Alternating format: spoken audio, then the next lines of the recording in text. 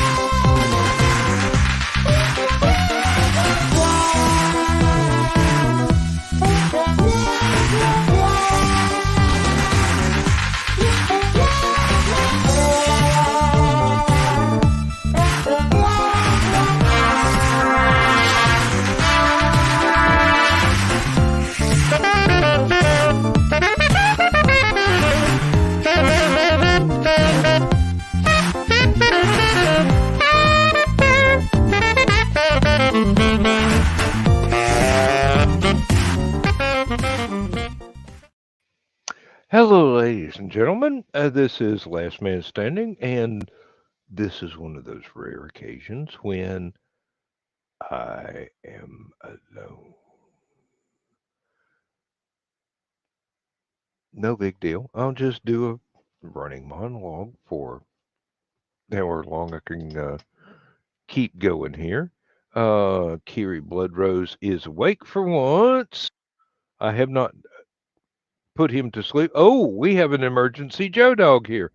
Um, Hey, uh, I was, I heard you, I read your crying message, so I thought I'd jump over here for a few minutes till Chris gets here. okay. Well, He thank he got you. he got to run down the hall first. Oh, well, I can understand that very much indeed. And Curie says, "Hi, Joe Dog." Yeah, And I'm gonna try to get to sleep. I'm not taking my sleeping medicine anymore because hey, I like to be awake sometime. yeah, really, um, that's one of the unfortunate side effects of the medicine to clear my sinuses out and try and deal with this cold is that I'm not sleepy. Gotta quit using that pseudoephedrine.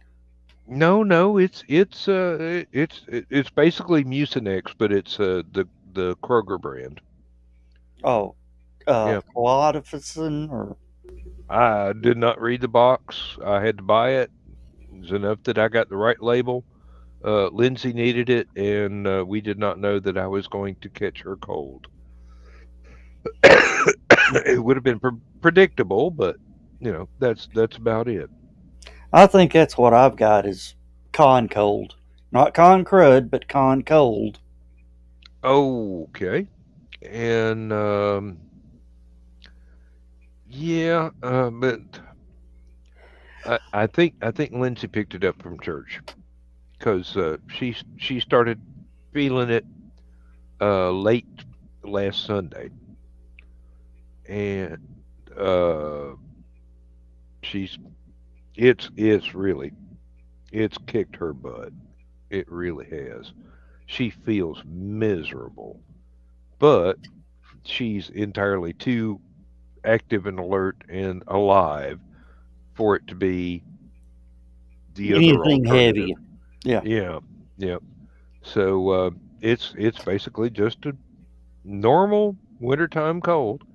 And I can testify as to, oh, I never even put my glasses on. I can testify as to pretty much how it feels like a normal cold. Believe me, if it had been the plague, I would probably still be in bed now. But Oh, yeah. I remember the plague from last year. uh-huh, and I think, that's after the vaccines. yeah. Well, I think y'all ran what 4 or 5 shows without me. Mm-hmm. Yep. I was I death did have warmed over. I did have some side effects for a couple of days. I believe the second day was the day that it made me feel really bad, and No, then me by and the Donna third day actually, after, I was back to normal. yeah, me and Donna actually got the full Rona. Oh, well, I can't say that we have, but I can't say that we haven't because we suspect that we picked it up at a family Thanksgiving dinner before anybody knew it existed. Yeah. And it's just one of those things. We might have had partial antibodies built up, but we went ahead and we got all the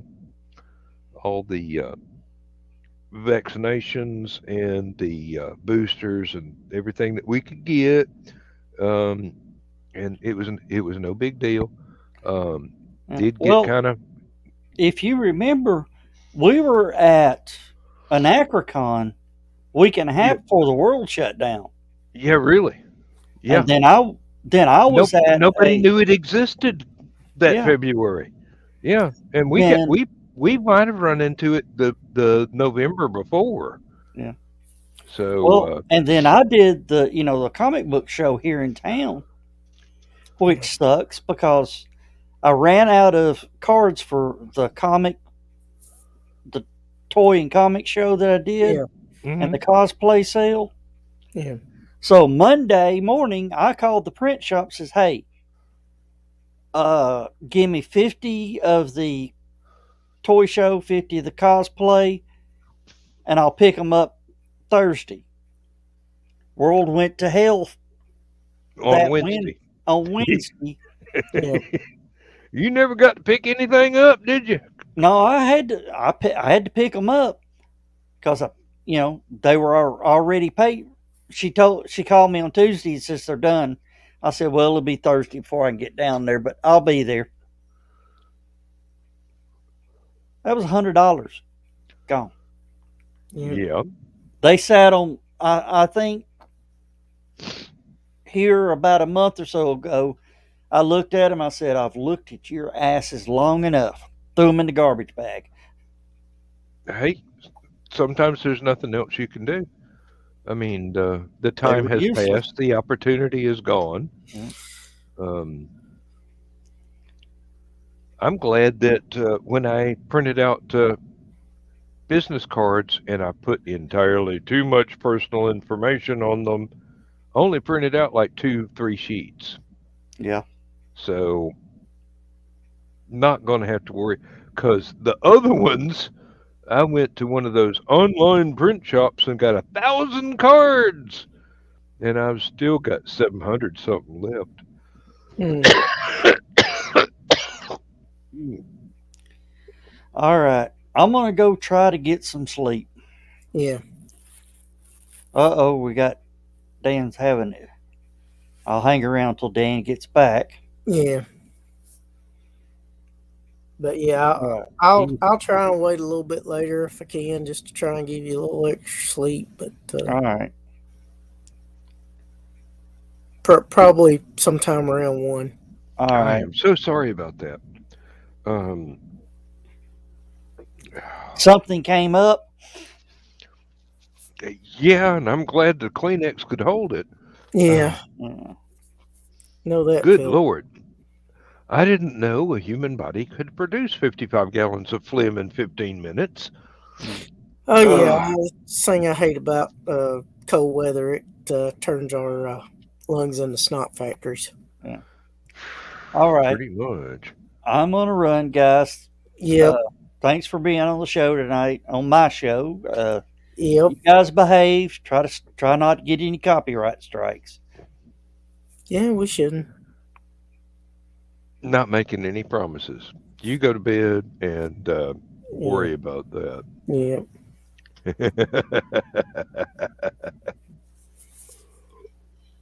Oh well, Kiri, we then. got to do something about them jokes. Mm, You got to yeah, Yeah. you got to quit hiring ex joke writers from the Tonight Show. I mean, seriously. Johnny Carson might be able to get away with that, but you can't. yeah. And he's got to quit stealing my puns. That's all I'm going to say. Mm. Talking about Kiri. Yeah, he's stealing my jokes. He has Uh, Yeah, somehow found my source. he's mm. studying them too. He's studying too damn hard to try and get those dad jokes and puns in. Yeah. All right, I'm Well, out of here. Yeah. Good night, guys. You know. good night. Oh, Okay, Dan. It's been a I'm while. But it's just you and yeah. me. So you know music's about to come up. The world should take a deep breath and fasten their seatbelts. There's been some huge, sad losses in the music world as of late. Jeff Yes, Beck died indeed. late last week, Yep, and and Mr. Crosby died recently as well. yep. That one I wasn't. Well, neither one of them I was expecting. Yeah. Yeah, Well, both entirely too young, but apparently Jeff had caught bacterial meningitis, which that's no that's some stuff to. nasty shit right there. Yeah. That Yeah, that that's will not that good. will kill you in a heartbeat. Uh, Yeah. And yeah. I don't remember what the exact causes were of Mr. Crosby dying, but I was surprised. I mean, I knew he had hey, a lot of friends. Hello, Josh. But I did not realize he had influenced quite as many really rock stars as he had. oh no. He had not only influence, but he had copyright on all 7 basic forms of rock song composition. Yeah. So if he wanted to, Yeah.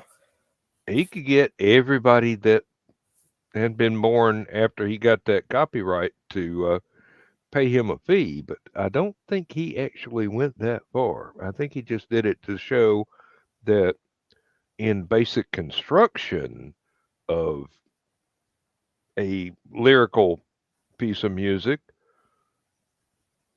there were not that many options to be had. Yeah. You were talking about Crosby, of course, right? Yes. Because that's the one I was speaking of. Somebody mentioned that he was so good that you didn't.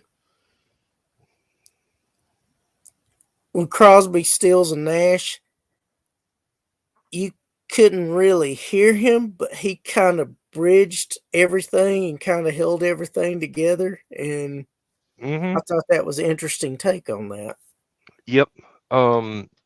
Basically, he was playing the vocal part of a bass Mhm. guitar in a non-lyrical band. Um, you might not have noticed it. It might have been subtle, but without him, everybody else sounded off. Yeah, So exactly the bridge that you were talking about. yeah. And Of course, Jeff Beck. Oh, my good grief. Oh, there was The Yardbirds had three of the most amazing guitarists that have ever played the instrument. Mm-hmm. Him, Eric Clapton, and Jimmy Page. Yes, and it's amazing how few people nowadays would pay attention to the Yardbirds and find out anything about them other than, hey, this sounds great. And never even bothered to do the research to find out who they were. And of course, Jeff was one of those musicians that could be a little bit difficult to get along with at times. Perfectionist, yes. But when him and Rod Stewart got together, that was magic. Hey, as much as my wife dislikes Rod Stewart's songs, I love them. Yeah. Well, I was a big Rod Stewart fan from way back when. Oh, yeah. And,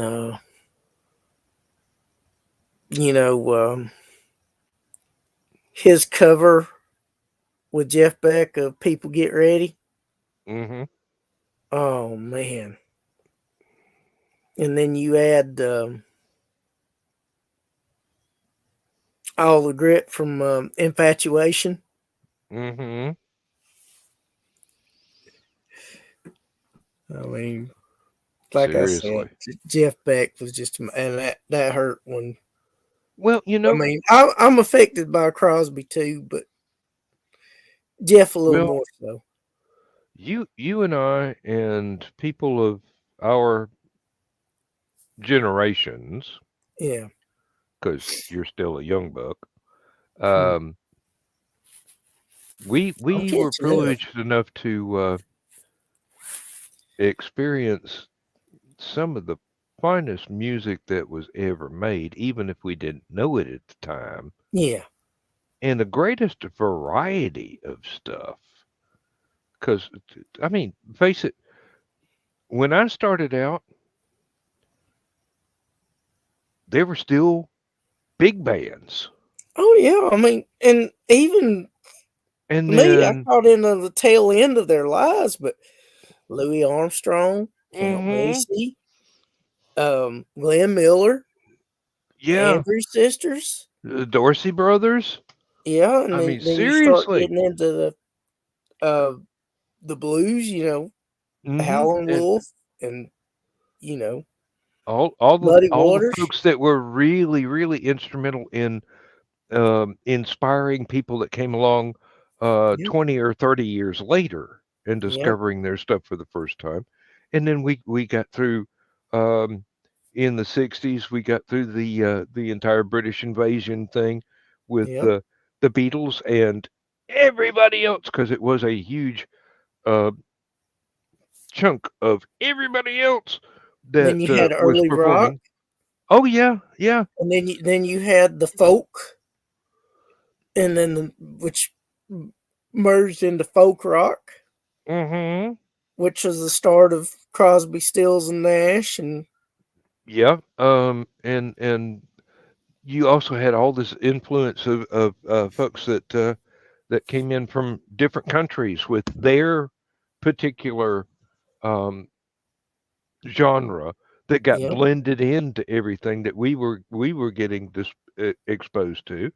And then, I mean, it didn't stumble at all until disco, but you had psychedelia come in the 60s.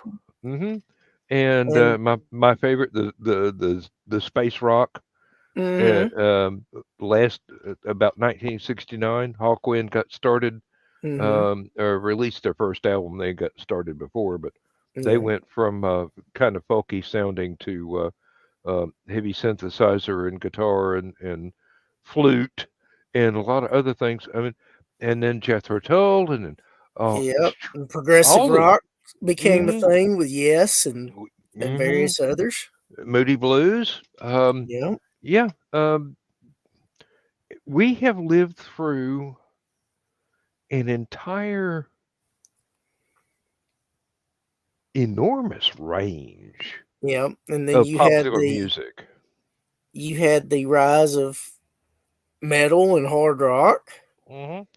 and then you had the And punk.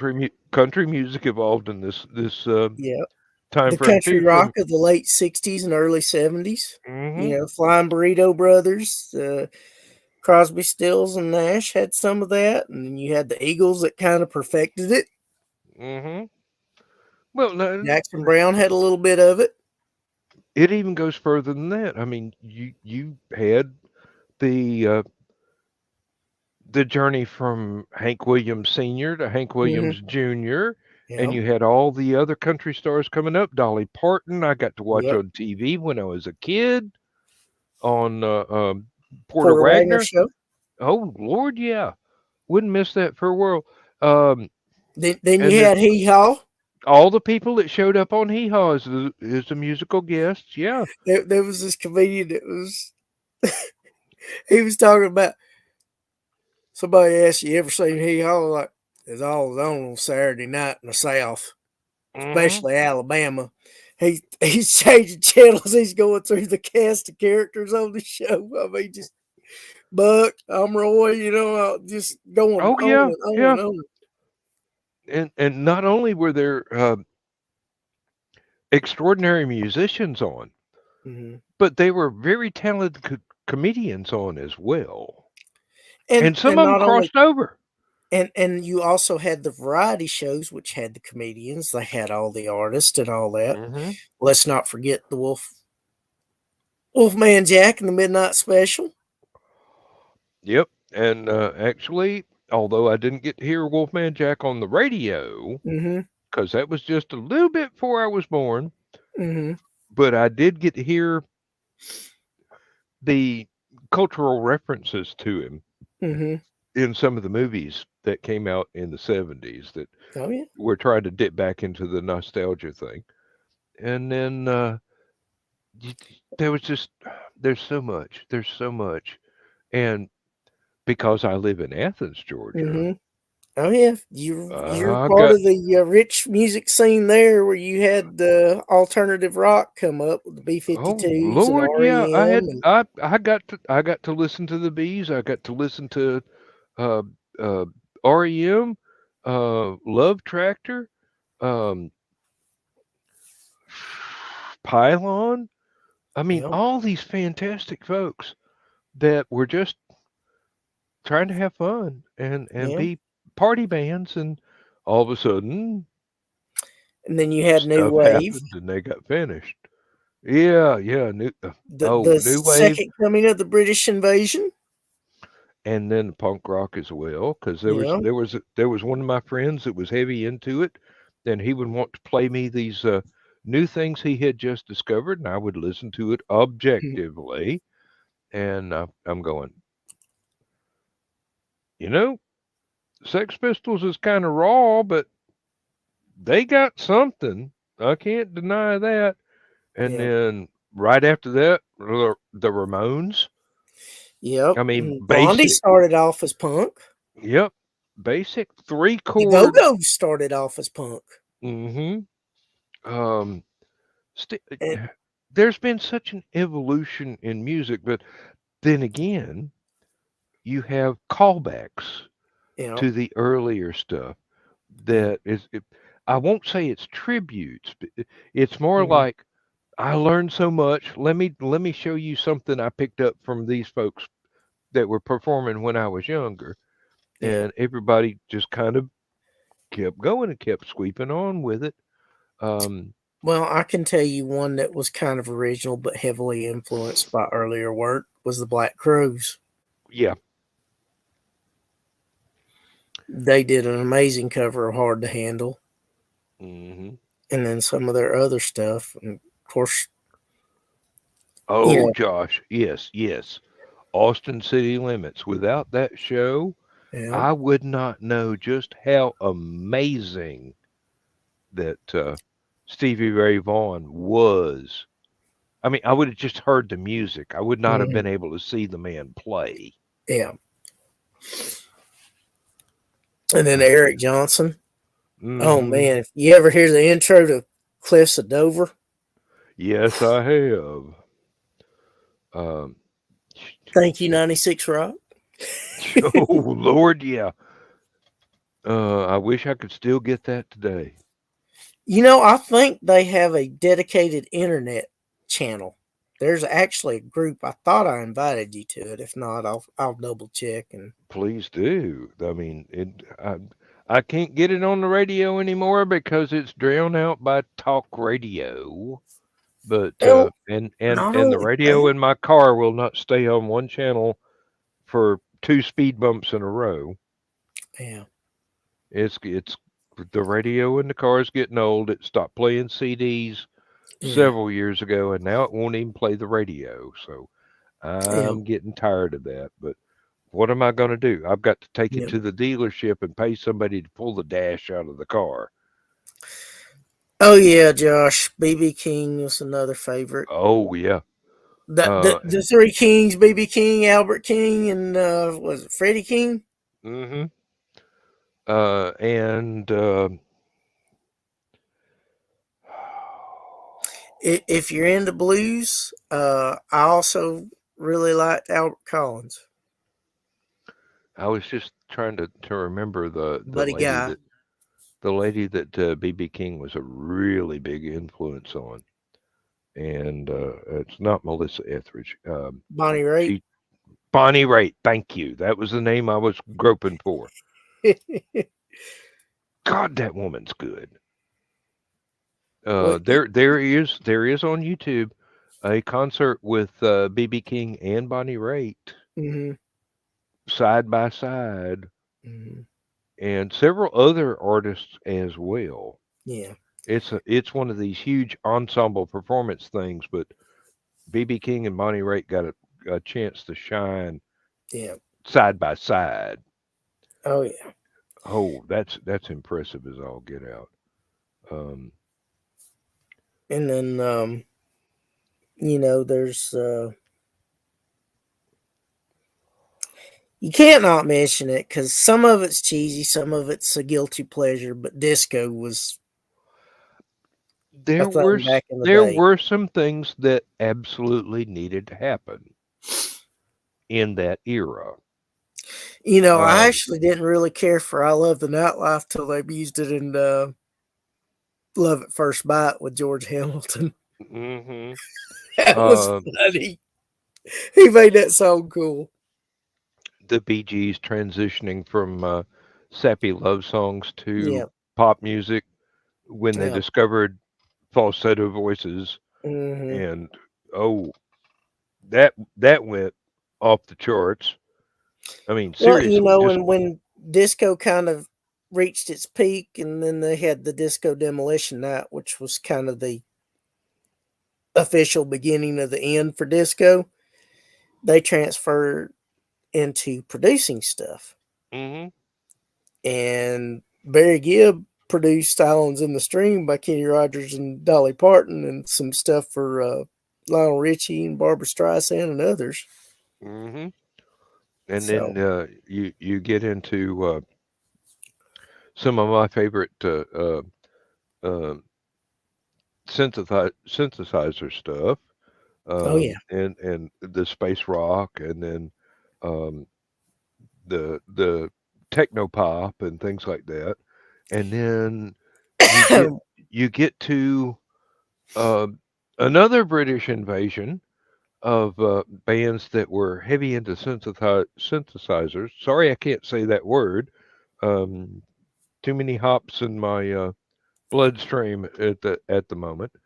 But it's all right. And for those of you trying to follow along at home, you can hit pause and rewind this on the replay, and if you need to. mhm.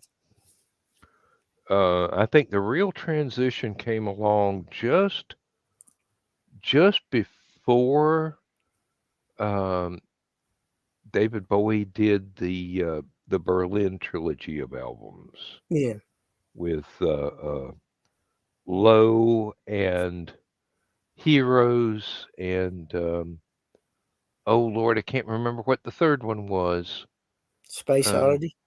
No, that was way early. That was way early. This is in the middle of his catalog. Okay. This was the stuff that um, it was produced by Brian Eno. Well, So it was after Fripp and Eno had done so much stuff. King Crimson had yeah, evolved for the fourth time. yeah. Um, Basically, I think if Robert Fripp decided to do another King Crimson album today, Mm-hmm. anybody that he called that had been loosely connected with it before that was still living, and some Yeah, of them would probably come back from the dead to yeah, jump on doing another King Crimson album. I yeah. mean, seriously. Um, Shit, one of my favorite bands from the early '80s had an ex King Crimson player in it, John Wetton, who was one of their last yes, bass players in Asia. yes. Oh Steve yeah. Howe, him, and Carl Palmer and Jeff Downs, who was also the Buggles, which was the Hmm. first video on MTV. Video killed the radio star thing. And then you King Crimson is one of those amazing groups that was made up of some absolutely fantastic people. I mean, when they first started out, Mm-hmm. um, Greg Well, Lake they was more or the less invented. vocalist, and you had Witten, you had um, Bill Bruford, you had Mm-hmm. all. I mean, seriously, it's just this showcase of talent, and sometimes it was a 15 or 20 piece band. Yeah, they more or less invented progressive rock, didn't they? Well, if they didn't invent it, they certainly gave it a good kick in the pants to get it Yeah, going. Um, they jump uh, started it, if nothing else.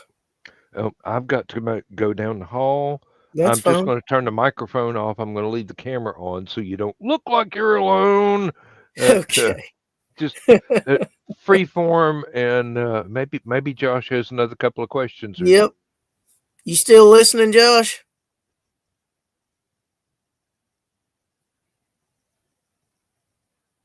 Um.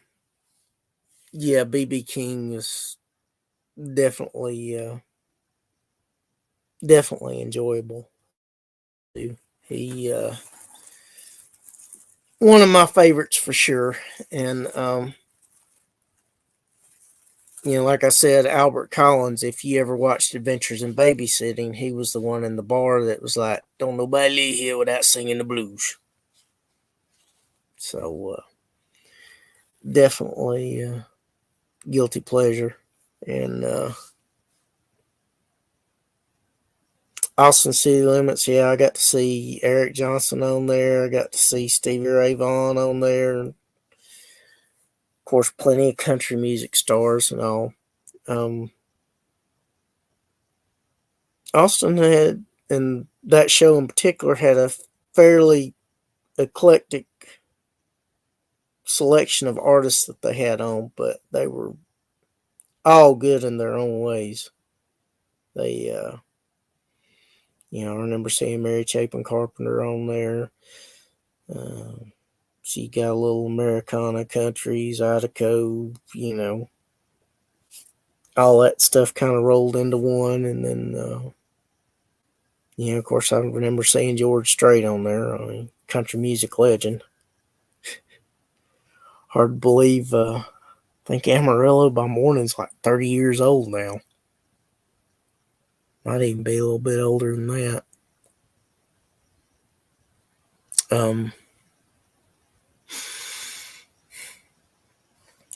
Excuse me. Yeah, I was talking about the variety that Austin. yes, I was listening. Yeah, I Okay. think one of the most impressive things I ever saw on Austin City Limits was Neil Young Yeah, by himself. Well, I mean, he had a band, but yeah, but he without wasn't with Crosby, Stills, without and Crosby, Nash. Stills, and Nash. And I'm just sitting there going, I know every word to this. Everything he played, I knew every single word, and it was like, why have I not more widely explored. Not only his solo career, but Yeah. Crosby, Stills, and Nash as well. And I'm going, well, I just didn't have enough time. There was so much going on. Um, Well, uh, the funny thing about Neil Young is the variety. I mean, I remember when he first came out with "Keep on Rocking in the Free World." oh I'm like, yeah, damn, yeah. that's heavy for him. For him, yeah. But then you remember he started out with Buffalo Springfield. Yeah, and then you had Heart of Gold Oh yeah, yeah. After the gold rush. and I should have placed it earlier, but Cinnamon Girl I didn't realize was his. Yeah, yep, But then he had that real soul slow ballad, Harvest Moon. yep. Well, that's the thing. Back in the day, you'd be listening to the radio, and Hmm. some radio stations never told you who it was they were actually playing. Yeah, They just put the music on and ran commercials. They didn't and tell you who it was that you were listening to, so you yeah, didn't know who to go out and buy albums from. And this was back when you had to buy physical albums made of yeah, vinyl, which still or to this 45 day sound singles. good. Oh yeah. Uh, Lindsay was just complaining the other day. It's like everybody she has a 45 from her youth. Hmm. She's reading obituaries for it now. Yeah, I know. That's the sad part about it is people that I've, foreigners going on their farewell tour because Mick Jones is 80 years old now. Mm-hmm. I mean, I he's in keep surprisingly good shape for 80, but they can't keep doing this forever. And then I saw that Kenny Loggins is on his farewell tour. Mm-hmm. I wouldn't doubt that at all. Um, He's getting up there in age. And then, Hell Journey's about to go on their 50th anniversary tour. It's been 50 years since they first formed. and I didn't know about them until MTV era. Yeah. Well, you would probably like some of their earlier stuff because they kind of started as a jazz rock, progressive, and fusion band. You, I you know, I like so many things. Yes. yeah. Well, Greg Raleigh and Neil Sean were both in Santana's band Mm-hmm. and decided they wanted to strike out on their own. And they grabbed Ross I'm wondering. Valerie for Fruminous I'm Bandersnatch. I'm wondering And how then, much long Santana's going to keep going because he's yeah. not a young chick anymore. No, he's not. But, I imagine he's not going to give up yeah. until he absolutely has to, though, because he's got Yeah. that kind of drive. Yeah. Well, he loves performing and he loves sharing his music with the world, and I hope he keeps doing it. Aerosmith's, Steven Tyler got back on drugs, which is unfortunate. But he's supposedly been in rehab. But don't know if he's kicked it again. But No.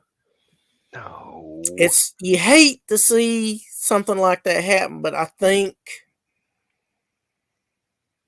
that ugly C word and all the shit that went down over the past few years kind of got to him, and he needed something to escape it from. It wasn't boredom this time. It was Yeah, fear. yeah. It was fear and loneliness and isolation and all that stuff, and No, I mean, there may have been more to it than that. This is just speculation on my part, but I just hated the fact that he got really, but back it's on. logical speculation. Um, Yeah, there have been so many talents that we have lost entirely too early, yeah, and not because of cancer or alcoholism or, yeah. Hmm. well, I mean, seriously. Taylor Hawkins of the Foo Fighters. And a lot of it is down to boredom. Yeah, or fear, anxiety, and all that. And Mm-hmm. this is a totally different world from what it was, 3 years ago. Yeah. And That one was quick. I can see the world changing within a 20-year span, but the yeah, world changed in the last 3 years at hyperspeed. yeah, So they're we fans are still here. Don't give yeah, up creating. yeah, I just thank God Alice Cooper is still here. yeah. He's getting up He there. I hated I couldn't go see his concert. oh, He was close I by. I have never seen him live, but I have seen recordings of him live. If So you get to where your back doesn't bother you and he comes somewhere in the vicinity, we need to see if we can't go and make sure that thing gets checked off the list.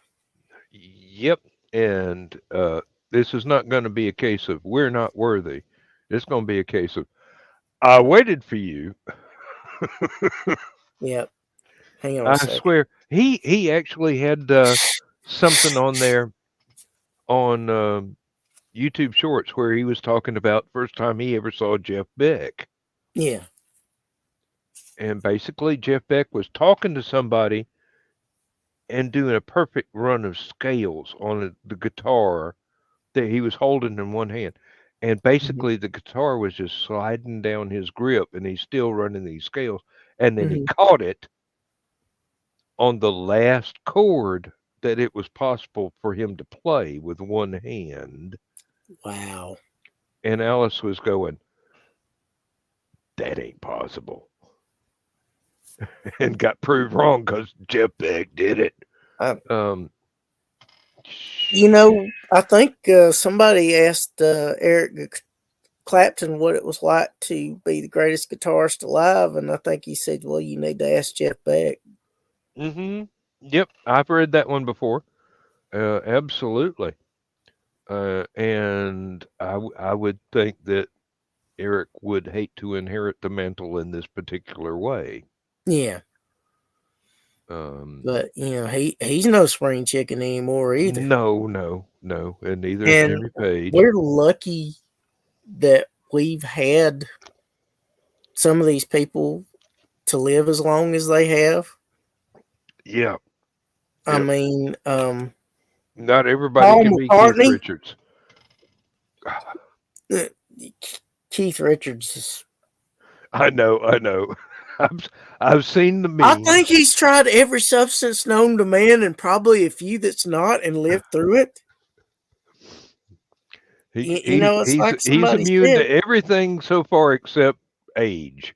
Yeah, So sooner or later we're going to yeah, be Keithless, and that's going to be the end of a whole series of memes that people have been using for the past 20 or 30 years. But yeah. We need to think man, about what kind of world we're going to leave behind for Keith Richards and and all the Willie cockroaches. Nelson. Willie Nelson, yes.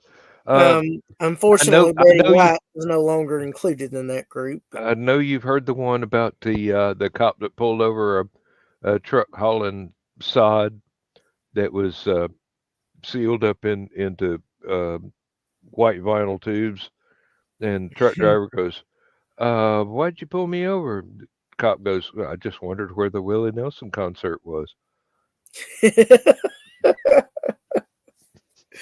well, you saw that interview where Snoop Dogg, who is an admitted aficionado of the Mary Jane, Mm-hmm. was talking about that one time he met up with Willie and smoked with him, and it was more than he could handle. Well, um, that's the thing about country gentlemen. They do have a capacity to outlast a lot of folks that think they are number one Yeah, because there's been a lot of practice going on. Oh yeah. And it's just funny because I know. somebody asked him on like a sports show that he was on about it. And in fact, I think there's a song. I don't know if he did it or somebody else did. It's like, I'm never smoking with Willie again. It was somebody else, but yeah, I know, I know the tune. Yeah, it's but it's a testament of life. There's one of the there are a few individuals that, if they're not actually immortal, they give the appearance of that. And that reminds me, Nicholas Talkert. When you watch this in the rerun, I have been listening to Old Gods of Appalachia. I actually started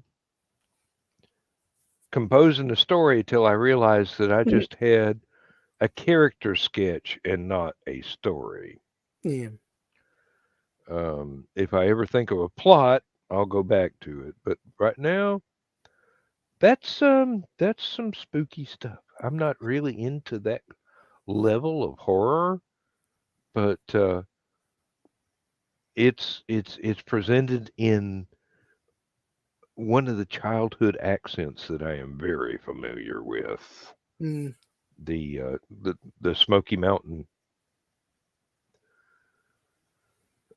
I don't know exactly what to call it. It's basically something that Dialect, maybe?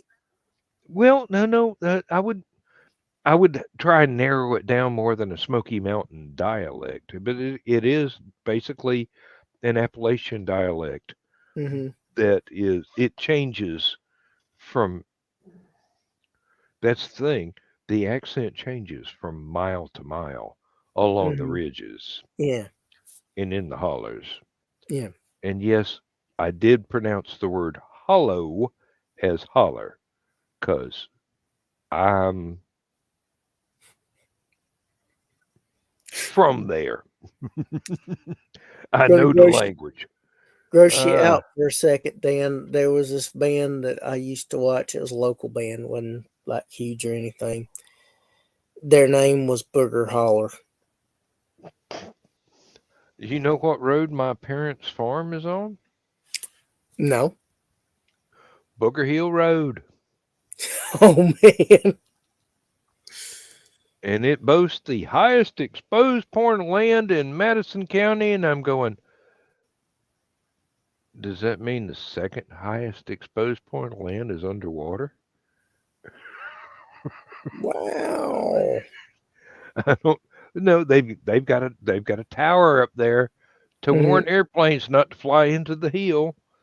Mm-hmm. And the reason that supposedly, I was told by several uh, elderly folks that I was Mm-hmm. familiar with in the neighborhood, that the reason it was named that is because there was this ill-fated couple who, basically, it was a Romeo and Juliet situation. Mm-hmm. They were not allowed to be together, so they did what they thought was right, but both of their families were devastated, and apparently they haunted that hill. Mm. And now, when you are told stories like this by a Mm. 98-year-old woman, you tend to go, this is not just hearsay. This is an Yeah. actual legend. Yeah. So, take it with as many grains of salt as you need. Mm. But this is what the people believe. This is why the name was established. And Did you see Carrie's comment? whoever can outlast Willie must be superhuman. Uh, that doesn't go quite as far as it needed to go. Gary, because Willie is superhuman, and so is Keith Richards, and so was Probably Betty White. immortal. Yeah, seriously. Um, Um, have you ever heard the band Hayseed Dixie? yes, I have. I love them. Yeah, bluegrass band doing heavy metal and hard rock stuff. Um, I would say they're just every bit as talented as REM yeah, in a different direction. yeah.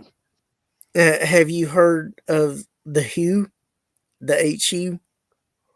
Yes, I have. Matter of They're fact, Mongolian metal. hmm I learned about them very early on. They are still on my favorites on YouTube, and Mhm. every time they come out with something new, I will listen to it. I can only take it in small doses. I Yeah, don't it's I don't think I could listen to an entire album at one time because it's the cultural divide is a little bit wide there. yeah, I and like them. I like the sound of them. mhm, If their voices were musical instruments, yeah, that's my point of view. I yeah, like the way that everything's put together, how melodic it is, and hmm what they're doing. But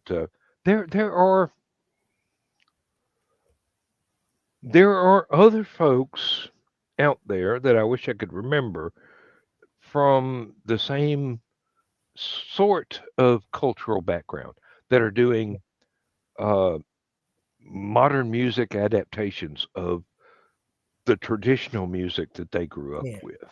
Well, you got a number of bands from Northern Europe that kind of combine um, Viking and metal and Hmm. sort of semi-operatic. Oh yes, yes, and it's when you have that kind of background, the Mm-hmm, the I don't want to call them folk tales, but if I call them hmm Eddas, nobody will know what I'm talking about. But hmm the mythology and the history, um, might as well call them folk tales or fairy tales. hmm All the stuff that goes along with that culture and interpret it in a very modern way, yeah, it becomes much more impactful. yeah. God, I never thought I'd use that word. Um, Are you familiar with Sabaton? yes, yes, indeed.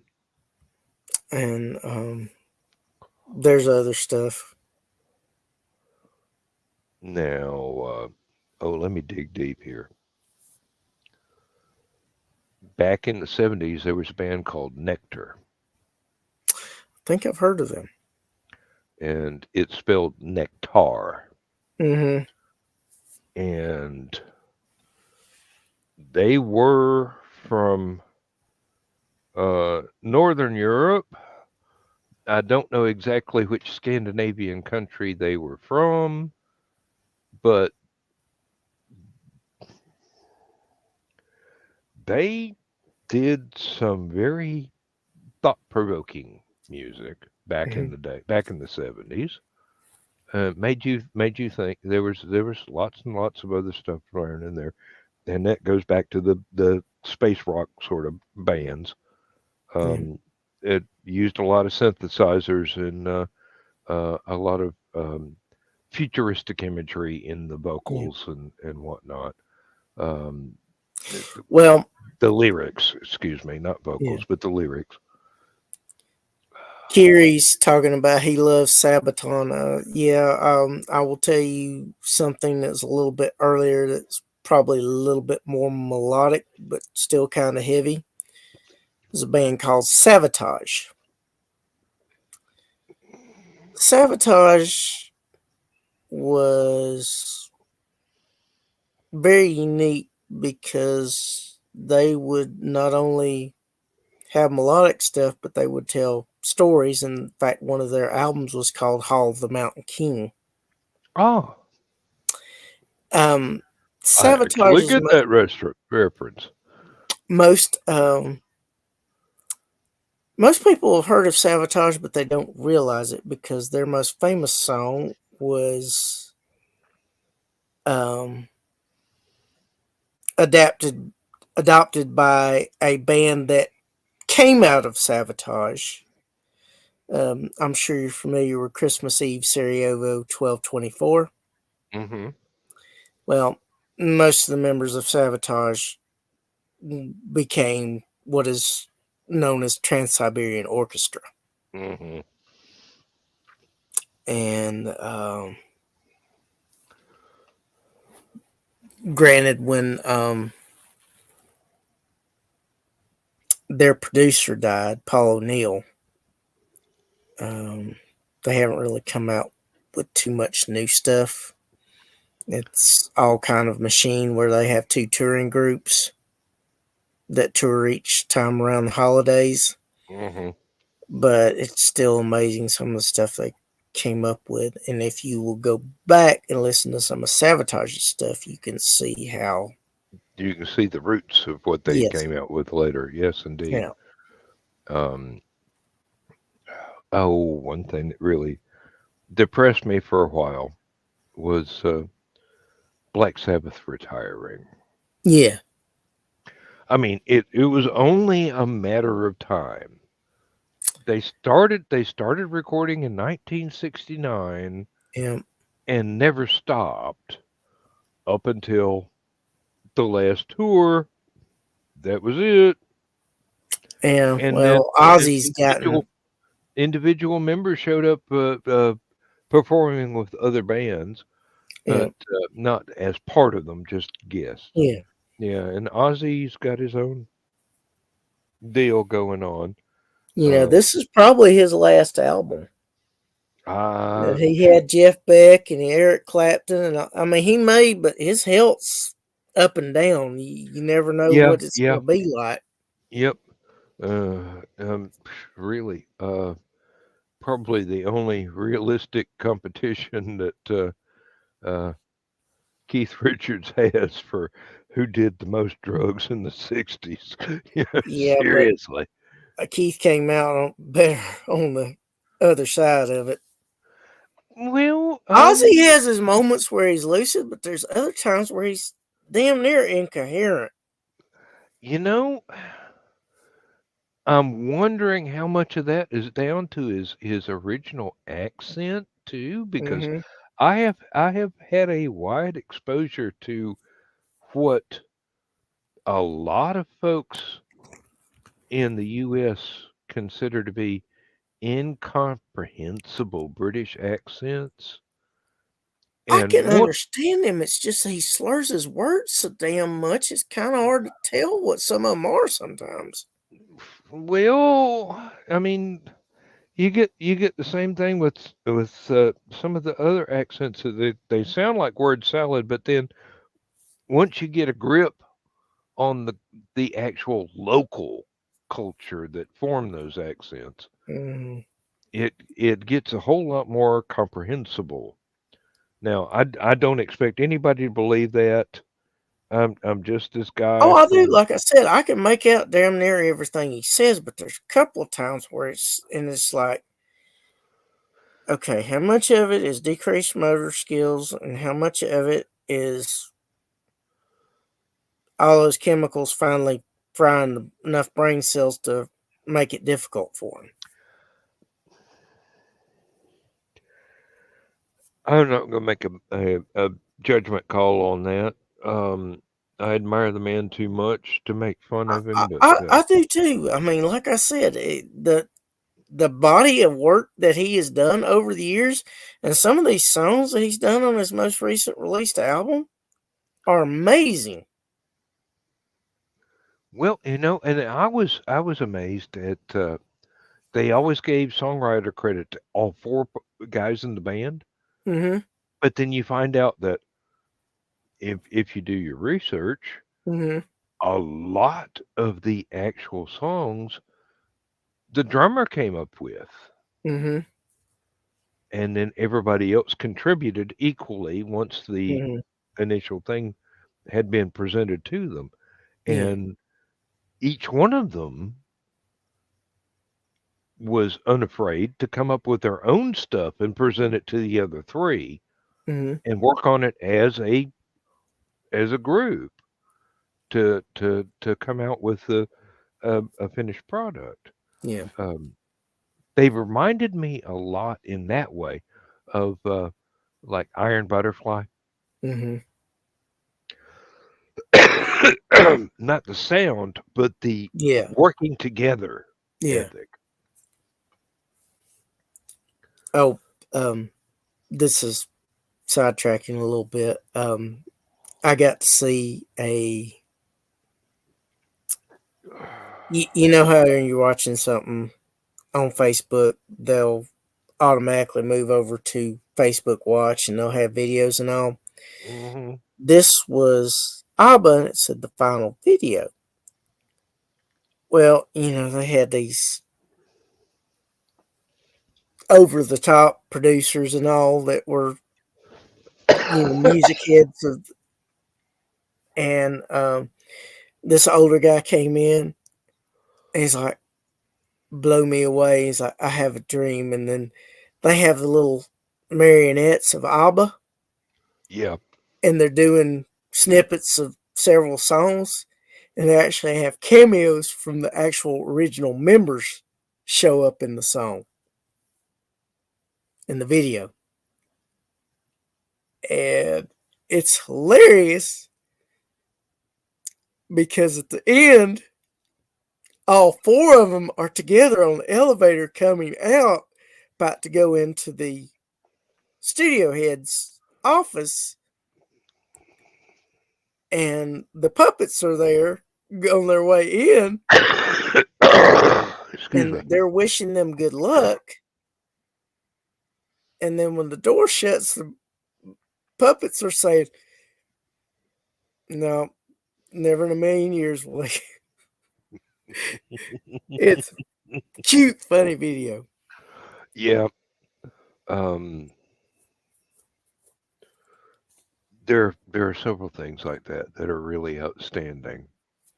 Um, the the dead ringers, Hmm. the folks that do dead ringers, Yeah. are astounding. Oh, their video for Genesis Land of Confusions. Oh yeah, yeah. And there's another group that was not puppets but Hmm. voice impersonators Hmm. that did lots and lots of voices of classic Doctor Who characters that are just Hmm. so spot on. You would go if you had not seen them actually be not the original characters, you would swear it was dialogue from one of the shows that didn't make it into the show. Yeah. And Well, oh man,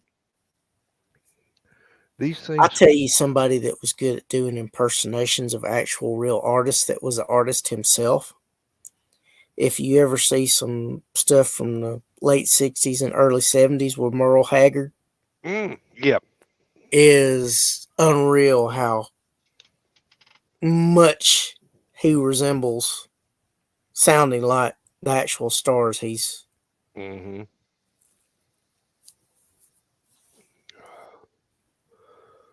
Oh. In fact, his last tour, he was having trouble. He was trying to tour one last time to make some money for his band because he knew he wasn't going to be able to do this for much longer. And he was in a show, and Toby Keith was in the audience. And he was really struggling. He asked Toby, he said, do you know any of my songs? He's like, yeah, I know them all. He's like, all of them. I said, I need you to help me. He said, can you get on here on stage and help me? He said, yeah, man. And he got up there and helped him finish his set. And now, one thing that a lot of people don't know, my first wife Took me out to a local country music bar every week, and I got to see an awful lot of big name country performers that we're used to playing small venues like this place. So I got to see Johnny Paycheck. I got to see, not Roy Orbison, the other blind guy. Ronnie Millsap? Yes. And I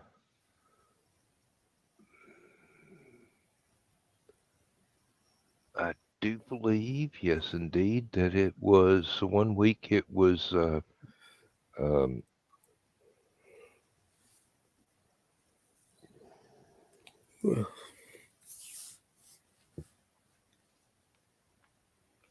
I can hear the song. I can't remember the man's name.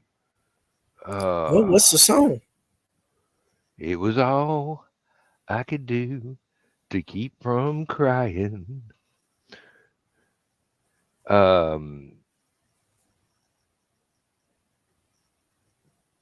Oh, come on now, Dan.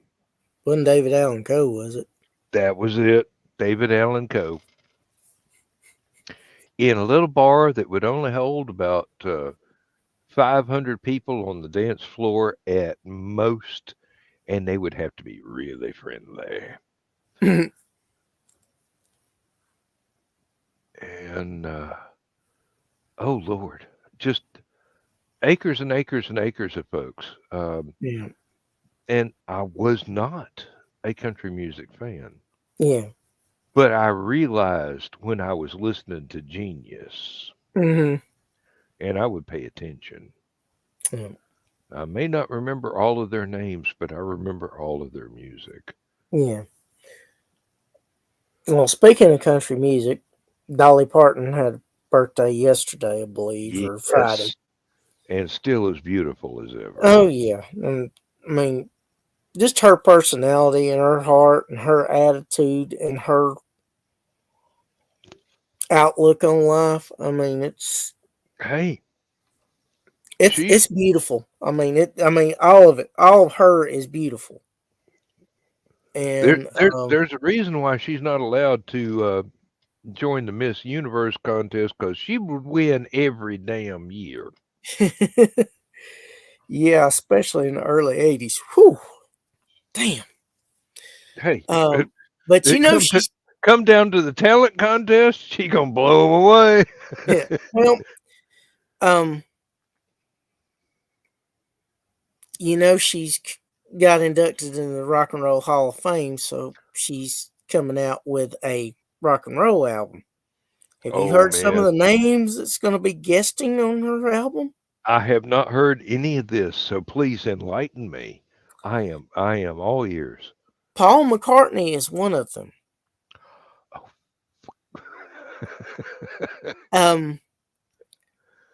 Another guy that I'm a big fan of that's considered one of the greatest vocalists in rock music, Steve Perry, is supposed to be doing a song with her. That ought to be epic.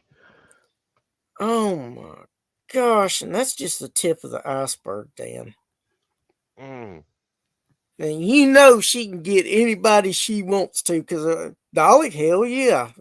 All she got to do is bat her eyebrows and say, "Come here. We got work to do." Yeah. And I actually saw a video of her on the Graham Norton show. This is probably it's probably a couple decades ago. He actually called a Dolly Parton impersonator and didn't tell him at first that was Dolly, and the audience was like, well, I got somebody here that does Dolly impersonations, and she's like, well, her accent sounds a little bit off. And then she found out it was really Dolly. She's like, oh man. Well, they found a Kenny Rogers impersonator. Oh, Lord. They called him and had them do Islands in a Stream, and Dolly joined in with them for just a little bit of the chorus.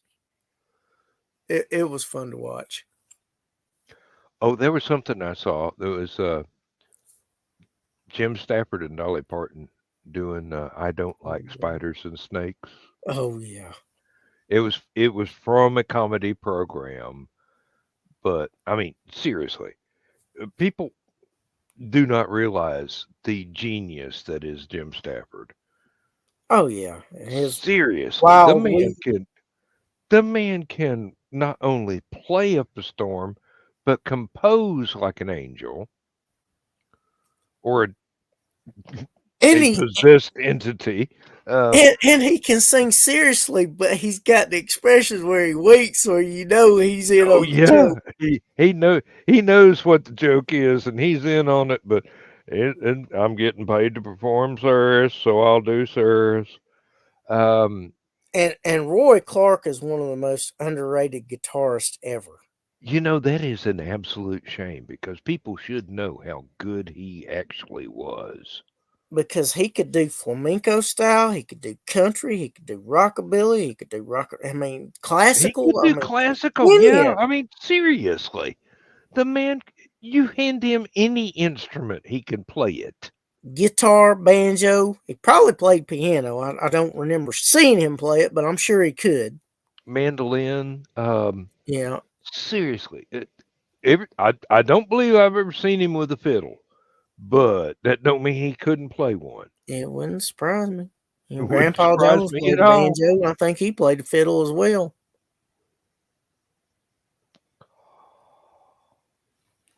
That comedian wasn't the only one that saw Hee Haw on a Saturday night when they had nothing else.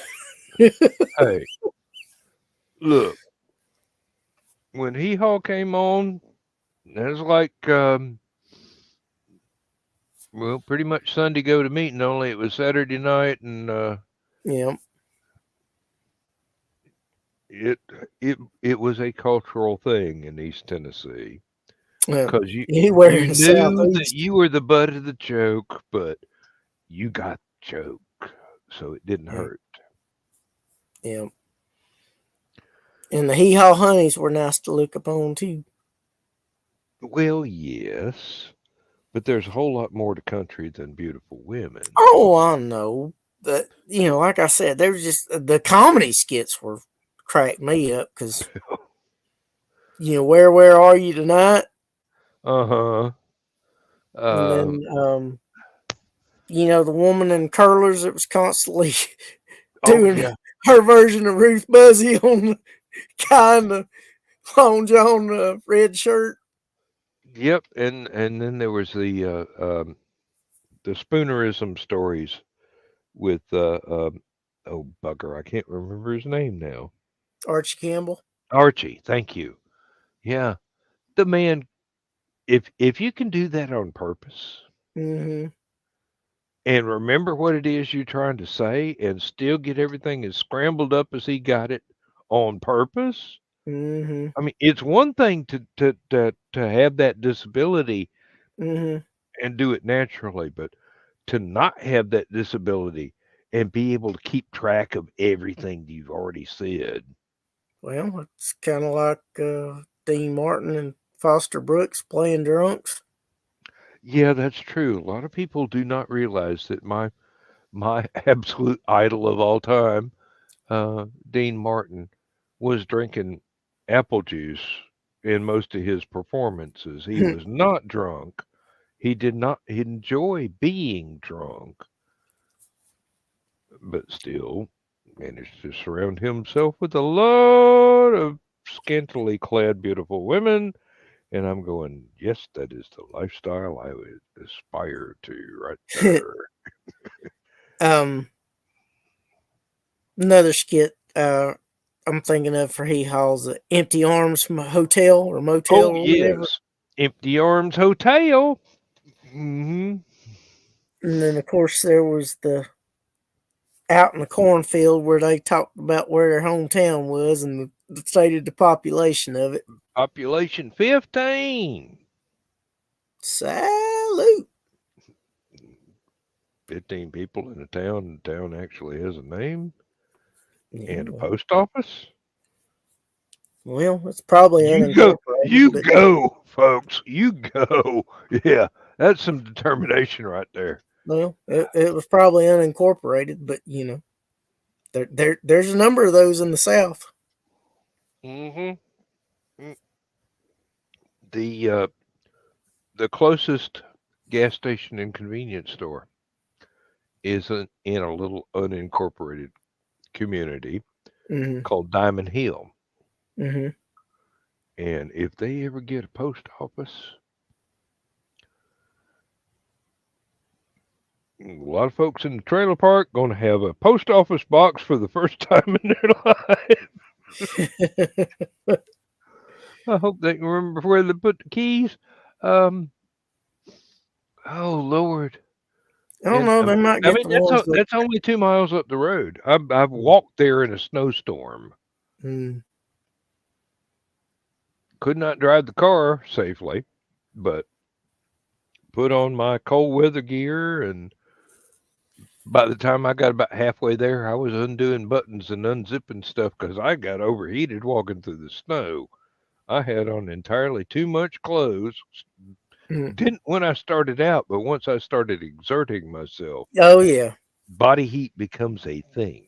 yep. And you don't want to start sweating when it's freezing outside.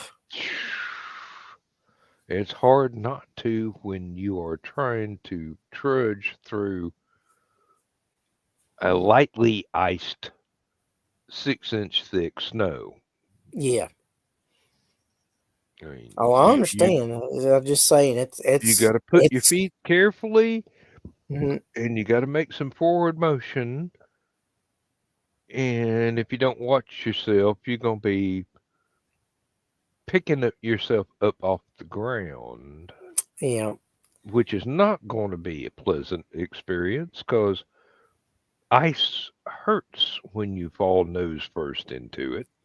Yeah. And not to mention, you got to worry about snow getting inside your shoes and melting. And Um, Basically, the boots I was wearing, if mhm, snow got inside of it, it's because I forgot to put on hip waders. yeah. These things went all the way up to my knees, and they were Yeah. thermally insulated, and I mean, good boots, good boots. That's good.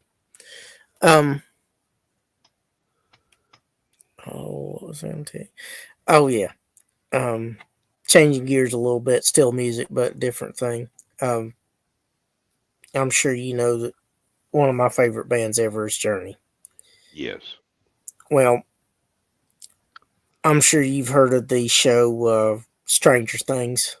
yes, They did a remixed version of Separate Ways, Worlds Apart. uh-huh. Well, not only has that version came out, um, the hard rock metal artist EVA, Hmm. has done a cover of Separate Ways, Worlds Apart.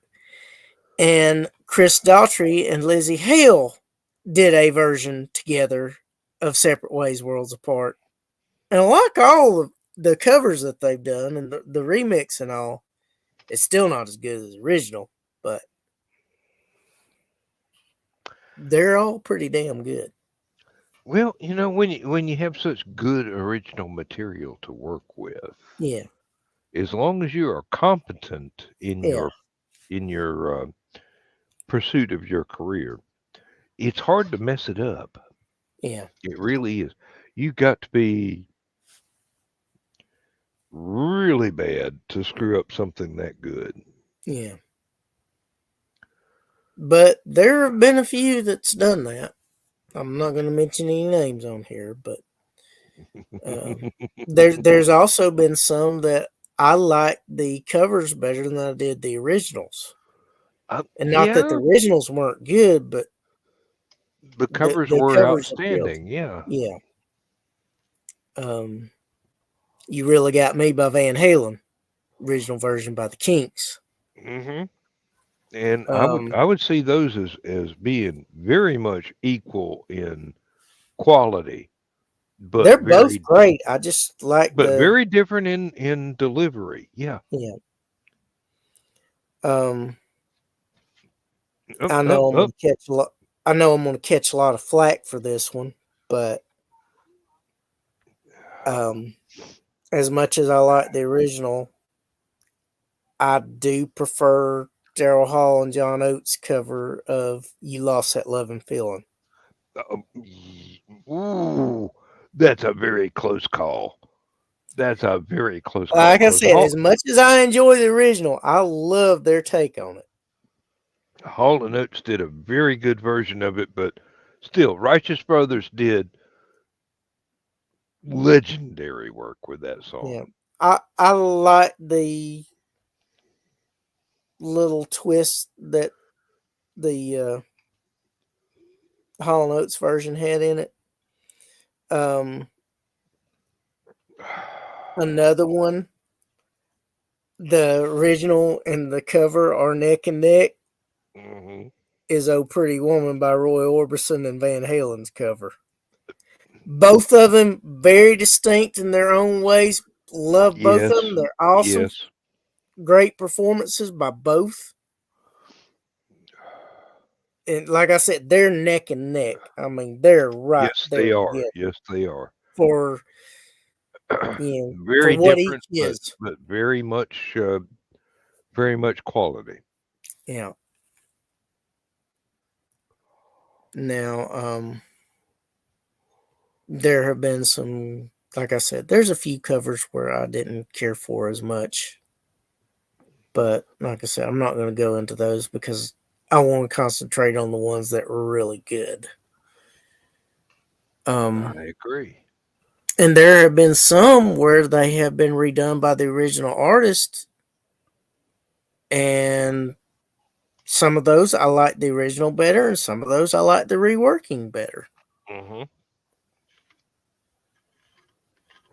Um, the original version of "I Want You to Want Me" Yeah, doesn't really sound that good, but if you go to the live at Budokan, live at Budokan. Yeah, that you get version they changed up the arrangement of it, you get the energy there. and you also, and the music's more upbeat, and it sounds bigger, fuller. Yeah. I mean, it's almost like the original was done in mono. Well, I believe in that case, what it was is the audience was giving them so much energy that Well, they also they performed wanted, with more energy than they originally would have. well, also they knew they were recording live, and they wanted to really put on a great show for Japan because They Japan's got certainly succeeded. very fanatical fans. There are bands that their concerts in Japan have rivaled stuff that they've done here at home. Excuse me. Certainly. Oh, I've got to turn off the mic. This is going. Okay. But it is amazing some of the different versions you hear of certain songs. Live performances and live performances that were slightly overdubbed, and then the original album versions, and they can each have their own flavor. And I will listen to all of them, and I'll like all of them for the various little changes in them. Well, that's the thing about different performances because there's a different energy involved each time. So you can really come out with something in the studio that's just absolutely great, and then do the same thing in front of one audience, and it's 50% better. Yeah. And do the same thing in front of another audience in another location, and it's 150% better. And then you wind up doing something that it's the same song, it's the same band, it's the same arrangement, but this audience has just inspired them to exceed whatever limitations they thought they had to come out with something mind blowing for the same song.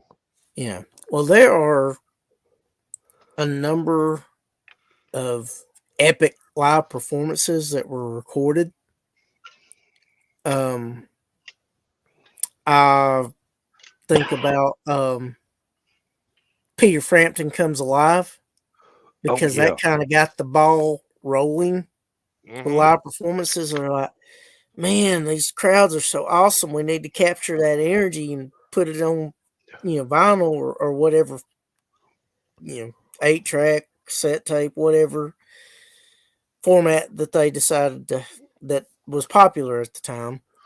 This And is that true. actually led to Live Bullet, because Bob Seger wasn't selling a whole lot of albums, but they saw the success of Frampton Comes Alive. Like, man, we got to do this because our shows show us on a whole different level. And when they released Live Bullet, it skyrocketed his career. Yeah. And a lot of people do that, actually. A lot of people are, um, I won't say more impressive live, but Mm. they turn it up a notch for a live audience. Well, they're Whereas in the also able. studio, they're Yeah, doing their best, but it's just not got that energy feedback from yeah, the audience. yeah. And I think the same thing happened with Cheap Trick, is that Live at Budokan album just kind of threw their career into another gear. It did. It did. It really did. They actually became much better known, even as just touring, because Oh, of that one mhm, album, because they fed off that energy from the crowd, yeah. and they gave so much more than what they normally would in Yeah. a recording studio. I also think that the Allman Brothers live at the Fillmore kind of did the same thing for their careers. Although I think they were a little more popular before that album came out, but that definitely threw them in the next stratosphere. Bless you.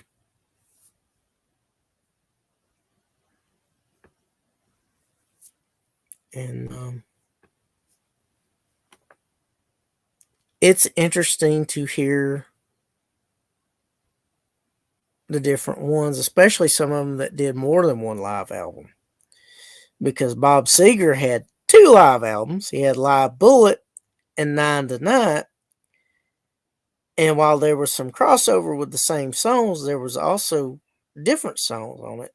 And one of my favorites, I can't remember the original artist who sang it, but Trying to Live My Life Without You was on Nine to Night, which wasn't a Live Bullet.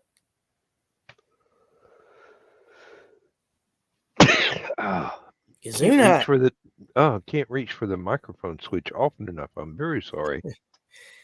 It's all right, Dan. I hate being sick. We've only got 30 more minutes, so if you can hold out just a little bit longer, we'll be there.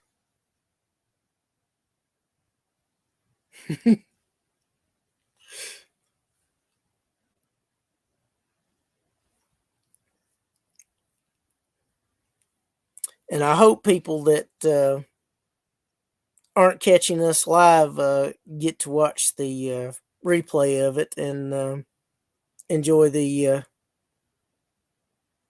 trip down memory lane with the music, because we definitely threw in quite a few references that they can look up and judge for themselves if they agree with us or not.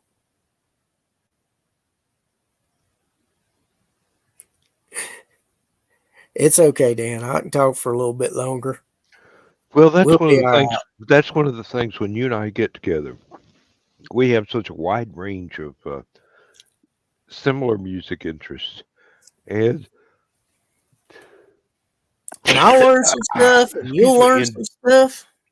we also have a wide range of different musical interests that we have Mhm. turned each other on to. Yep. Uh, I'm very sorry, studio audience, but good Lord, I have taken my meds. It's Well, time for you're this getting to rid of the stop. stuff, so that's a good thing. If it just quit making more, we'd be in good shape. Uh, um, uh, the problem is, I hope that I can stop sneezing long enough to get some sleep. Yep. Um, Uh, that is definitely a concern because I've been there where I've slept for a little while and then I had to wake up and blow my nose or cough something up and try and go back to sleep. It is not fun. I have been there. no, but I didn't sign up for it to be fun. I signed up for it to be so I can get immune to this particular variety of the common cold. Yeah. Um, it doesn't mean I'm going to be immune to the next variety that mutates and comes along the pike, but No. that's the trouble with the viral stuff. Yeah. It's always gonna find a new way to attack you.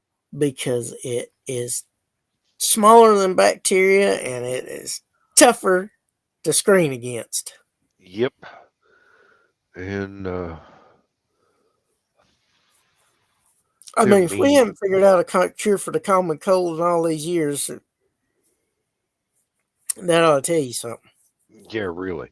Um, Viruses are mean little buggers, Yeah. and they look like something that would be a decent villain in a Alien versus Predator movie that both of them kind of team up and fight against. Um, Seriously, Yeah. uh, there was one writer who I'm a big fan of. Mm-hmm. He used the description of a virus Mm-hmm. as this large enough to attack a spaceship sort Mm-hmm. of alien. Yeah. And then, lo and behold, somebody with an electron microscope actually took a photograph of one of these things. And it was almost exactly as he described it. Mm-hmm. So there must have been a pretty good description earlier on when he was doing research for the book, Yeah. where he was able to put into words what this picture put into um, perception. Yeah. Well, you've seen pictures of the pollen molecules, and it looks almost exactly like the Death Star. Mm-hmm. Only spiky. Yeah. Um. Uh, I was mentioning live albums from Japan. mm-hmm. There's two others that are a little newer that bands you probably know of, maybe not necessarily big fans of, but Night Ranger has an album in Japan that's really good. It's one of their live albums. That was a band that disappointed me. Um, they had they had really good songs when they first came along, Mm-hmm. and then I don't know what it was, but they didn't seem to have as much drive Yeah. in later Well, albums. well, they lost their keyboard player. Mm. Okay, didn't and know that. not to disease or death or anything like that. He was just older than the rest of them, and he decided he wanted to quit touring. And the other live album from Japan is by Dokken, and it's called Beast from the East. And it actually has, I think, a drawing of an Asian woman that has like a dragon tattoo and some other tattoos on her. And they've Oh, got really good performances of some of their biggest earlier hits. I wonder if the guys that did that movie of the lady with the dragon tattoo Mm-hmm. had any exposure to that earlier. Don't know. Like I said, it was on the artwork and it was pretty cool. I don't even know if it might not have been a female. It might have been a samurai warrior. But anyway, it was, they had the dragon tattoo on them. And, hence Beast from the East, being in Japan Yeah. and all that. And they did some extended intros were different from the actual songs, but the recording quality was so good. That's one of the things about some of these live albums. Some of them have better recording quality than others, Yes, yes, I have noticed and that it over the does years. make a difference. There have been quite a few things where there was a Jethro Tull concert Mm-hmm. where somebody did a bootleg tape Mm-hmm. that was actually better quality than the remote Official recording record. stuff. Yeah, the Yeah. remote recording stuff that the band was actually using. So that was a very, very popular bootleg, Yeah. and I think that Ian Anderson actually bought the rights to the bootleg and put it out as an official album. But I'm Oh, not sure. I'm not sure. Jethro Tull has like 50 albums out, so I could be wrong. well, There's so many. They're he's all so another one good. of those artists that's in declining health and don't know Hmm. how much longer he's going to be around. Yep. Oh, good night, Kiri. Yeah. Good I night, just Kerry. we will try and persevere, but in between my sneezing fits and Yeah. We'll have to hear some criticism about how much music we discussed. But that's all well, right. It's just you and me, and we're enjoying ourselves. I really don't intend to hear any criticism about how much music we discuss. It's one of those things that's very important in both our lives, and Yeah.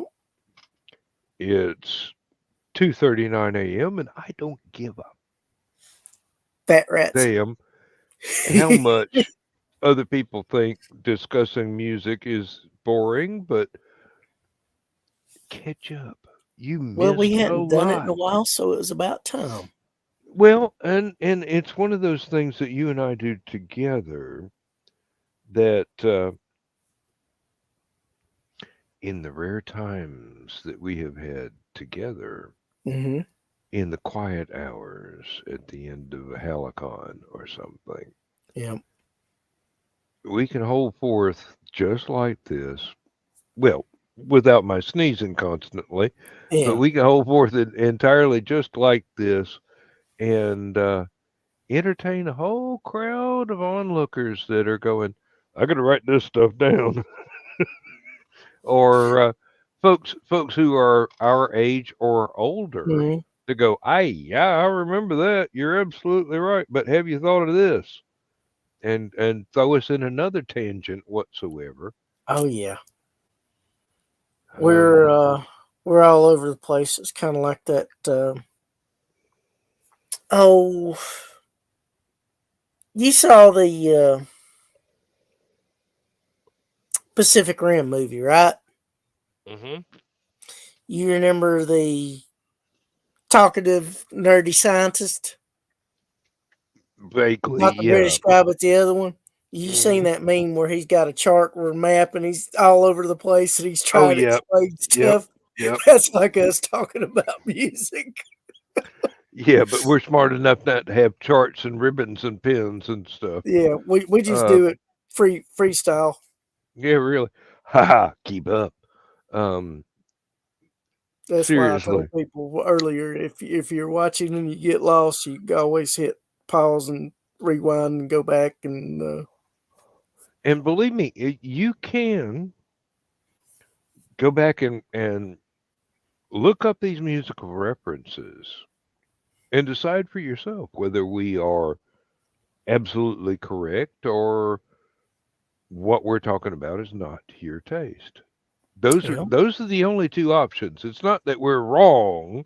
yeah, It's either you like this stuff or it's not the kind of stuff you like. yeah. Just because it's not your cup of tea, don't mean we don't like it. Really. And And that's one of the nice things about music. It can bring people together in ways they yeah, never thought were possible. It yeah, can teach them history and uh, music composition for one thing, but that's kind of vague there. But um, it can also teach you the importance of arrangements and production values. oh yes, yes indeed, and the difference between a live recording on tape Mm-hmm. and a live recording on a highly compressed digital media, which sounds flat compared to the one on tape of the same Yeah. concert. And not only that, And that's stylistic for mhm, the recording style now. Um, it's also a window into the world at the time when that stuff was originally recorded. it's yes, it's very much a form of time travel. You get to And explore earlier eras yeah, when outlooks and times were different, not better, not worse, but yeah, different. you can find stuff that were in periods of uncertainty and unrest. You can find stuff that was in more optimistic and hopeful times, and you can find stuff that's anywhere in between the two. And you can get anything you like at Alice's restaurant, Yep. It but might not take you Alice. 22 minutes to take it all in, but I'm still every Thanksgiving I'm going. That has become a Thanksgiving anthem. yep. Oh, and Arlo has retired. Mm, That's well, he could have kept playing. He could have kept performing till he died, mhm. but he knew when to walk away. Well, and speaking of which, I can't remember if I mentioned it earlier because we've crossed such a wide span of music and music history. Um, Foreigner is going to be on their farewell tour because Mick Jones is 80 years old. I think I I did I, mention it earlier I because I think do you did. remember. I think you did, but it's worth mentioning again because there are a lot of people out there. E- Either they are foreigner fans or they should experience the band Yeah, and decide for themselves now because farewell tour not going to be around that much longer. Not putting out new stuff, so yeah, the old stuff you should. I would highly recommend that you experience yeah. that. And if you're of the younger generation and most of what you're listening to is stuff from the last 15, 20 years, you will see a difference in the crafting of songs, the production of songs. These older songs were, like I said, crafted. They have a soul to them. They have a groove to them. A lot of this newer stuff is just mass produced, find beats and But hooks, but put them still all there together. but still there are gems in the new stuff Oh too. yes, I'm not. They're yeah, I know you're not. I just wanted to point that out in case somebody was going to Yeah, complain later. Um, no, and good music is going to find an outlet at some point because there are stuff that I wouldn't have normally thought that I would listen to back in the day. That's newer stuff that hmm appeals to me. Oh yeah. Imagine my surprise when after listening to Moody Blues and Pink Floyd and Alice Cooper and the Mhm, Tubes and um, Chase, which is a jazz mhm, band, yeah, um, heavy on trumpets, and just this huge in orchestral and notes. I mhm, wound up being exposed to Run DMC and the Beastie mhm, Boys, and I go, "Hey, I like this stuff too." yeah, Stew is the operative term. yeah. Um, And one of the newer artists that a lot of you youngsters will appreciate is, and I haven't listened to all his stuff, but his song "Circles" by Post Malone is one of the more entertaining and enjoyable newer things that I have had the pleasure of listening to. And James Brown is probably one of the most sampled artists of all time. yeah, and there's absolutely nothing wrong to that, No, as long as you acknowledge it was sampled. yeah, Give the original copyright holders their due. yeah. Don't try and be like Vanilla Ice back when Ice Ice Baby was released. Oh Change no, I the came up vibe. with that. I changed one note. It means it's original. Yeah, I've heard that argument before too. No, Uh, you stole now, it from Queen, well, and that is one of the most iconic bass lines ever used in a song.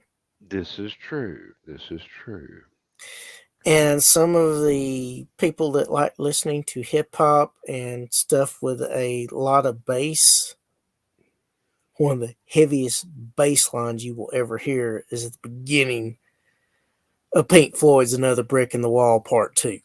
hmm And another one would be Black Sabbath. I do believe the song is Into the Void, but I'm not Mhm. sure. I can hear it in my head right now, Yeah, but I'm not gonna fast forward the recording. yeah, Although I could do that. I have what has been called a phonographic sense of hearing hmm, when I really like a band and I've listened to them hmm, for lo these many years. When I want to listen to that song, I don't have to go to YouTube. I don't have to go to Bandcamp. I don't have to go to hmm, whatever. I can just play it in my head and I hear every note of every instrument, even if there's an orchestral accompaniment. yeah, It's like if you have never heard the Moody Blues, you would not understand how someone can remember a full orchestra as well as the rock band. And I write music that way. It's one of the things that gives me the gift to compose music like yeah. that. I was talking about little snippets of videos that you would see on Facebook Wash. Mm-hmm. Sometimes they'll just play snippets of songs and all that. I got to see Amy Lee of Evanescence do Bring Me to Life, but she had a symphony orchestra behind her. Ooh. And didn't play all the song, but it played a good part of it. And just hearing her voice, I mean, I, I refer to it as angelic because the beginning of that song was that vocal is so clean, so clear, so pure. Uh, and you put a symphony orchestra with all those strings behind it. Oh, and one of the folks that you would think was a symphony orchestra, but it wasn't, is like Boston. Oh yeah. It's very complex stuff. Well, Which is a reason why they've had so few albums out. yeah. Well, and they, They're you know, perfectionists. Tom, the rhythm guitarist, hell, I can't think of his name, was an MIT student. Mm-hmm. So the man's extremely intelligent.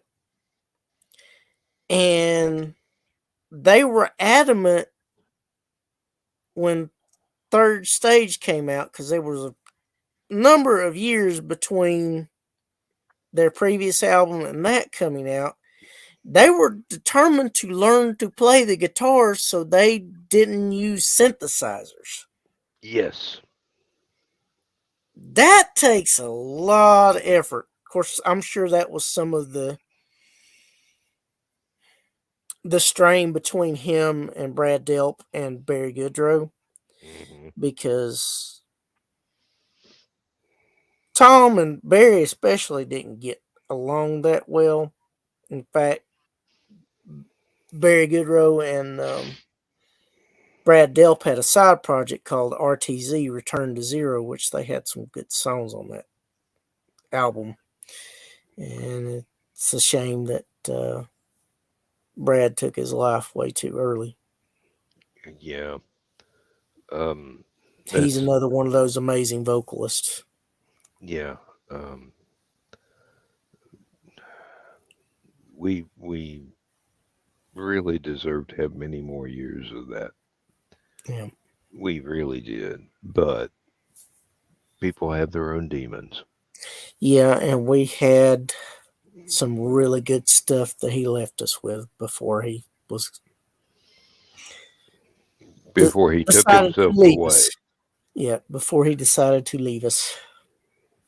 Another group of folks that you wish they had done much more. Steely Dan. Yeah. Seriously.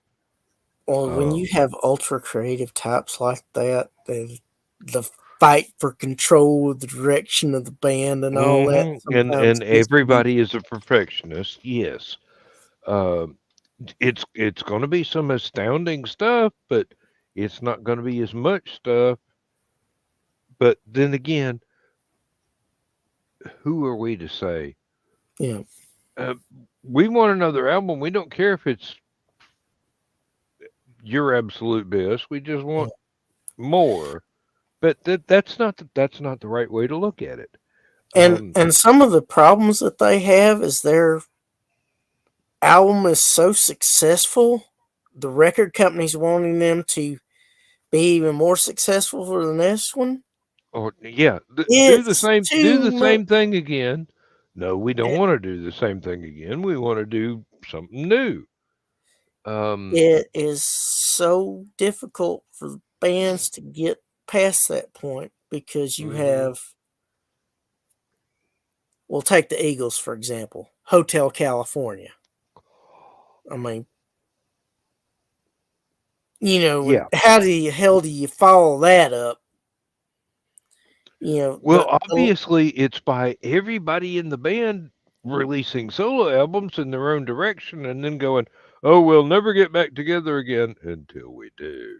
well, they did one more album. They did the Long Run, which is jokingly referred to as the long one because it took so long to produce and make. And they actually included a Joe Walsh song because they were just tired of trying to come up with new shit. In the City was more or less a Joe Walsh song. Yeah. It's a good song. Hey, But Joe Walsh is a damn good player, damn yeah. good composer. And And then got some of the funniest album titles. Average Ordinary Guy. Got Any Gum? Look What I Did. then they did the Hell Froze Over tour. Yeah. Well, you know, the interesting thing was Eagles Live was the last album that they did of original material. Mm-hmm. And on the cover, they have a bird's nest and there's a hand grenade right in the center of it. And a lot of the friction in the band was between Glenn Fry and Don Felder. Mm-hmm. Now, Glenn Fry wrote a lot of the earlier hits. Don Henley wrote a lot of the hits, but Don Felder wrote their biggest hit. He wrote Hotel California, which you know had to stick in the craw of the other members. Yes. Especially the founding members, since he come on later on. Well, and that's the thing about getting so many creative people together at one time. Sooner or later, somebody's going to get recognition that other people in the group think is damaging to their ego. Yeah. Now, I was about to say unwarranted, but no, not unwarranted at all, because it's damn good stuff. Yeah. All the way around. But that's the thing about creative types. We all have this certain level of ego. Yeah. And it makes it hard to work with somebody else, especially when they have the same level of ego. It's like you can't all be on at the same time. Some of you got to take a back seat. Yeah. Another band that I think of that I hate that the original members don't get along is Styx. Oh yeah, definitely. That was a lot of, and that goes on with into the very orchestral sound from somebody that wasn't using an orchestra. Yeah. Yeah, there was some fantastic stuff coming to that. Well, you know, Tommy and James were really good at the rocking stuff, and Dennis was good at that epic, larger than life stuff. Mm-hmm. And that was a great thing about it. You got both sides usually on every album. Yeah, yeah. You got the majestic, you know, Come Sail Away stuff, and then you had the rocking, you know, working, hardworking man. Mm-hmm. And like I said, eventually it got to the point where eventually success becomes so much, and you've got people, especially outside influences, telling them, oh man, you're the reason why this band's so successful, and you know, all that. And it eventually pulls the people apart because you've got these outside forces trying to control one aspect or member of the band. Yeah. Yes, exactly. And the outside people trying to control it is just somebody wanting to get a larger slice Yeah. of the combination that And it is the makes you pie. want to find those people, drag them into a dark alley, and beat the snot out of them. Oh, But now that's for another. I do notice that somebody we have not mentioned, who unfortunately only has one member left, Rush. Yep. Well, there's 2 members left. There's Oh, really? Alex. Yeah, Alex is still alive, and so is Geddy Lee. Okay. But Damn. Neil Parrott I, was well, yeah. Neil was one that was writing the music yeah, or writing the lyrics, lyrics. and he was a I science fiction I fan thought too. Alex was gone too. No, he's still alive. Damn. I'm behind the times. In fact, Well, I I'm think glad to be corrected. I really am. I think they did a performance with Dave Grohl of the Foo Fighters on drums. Whoa. I need to see that, or at least hear it. Yeah. I do know that Geddy Lee stepped in to Hmm. um, do bass for Yes when they Yeah. got inducted into the Rock and Roll Hall of Fame, I do Yeah. believe, and that was awesome in its own way, Yeah. but it wasn't. Some It would have purist been is going to better say it if was not the real deal, but I'm looking at it and I'm going, you know, the man gone, but they sure did find somebody really good to yeah. step up and try and fill in those shoes. I just wish there hadn't have been quite as much animosity on the stage when they got inducted, because you could tell Ah, there were certain members of the band that were pissed off at, because it's kind of split into 2 different groups. yeah. But Well, I had a friend that went to see them back when Chris Squire was still alive, and he says, if there was any doubt before, if you ever see them live, you'll know why. It's Chris Squire's band. Because he was the only one that was in both versions of the band. yeah.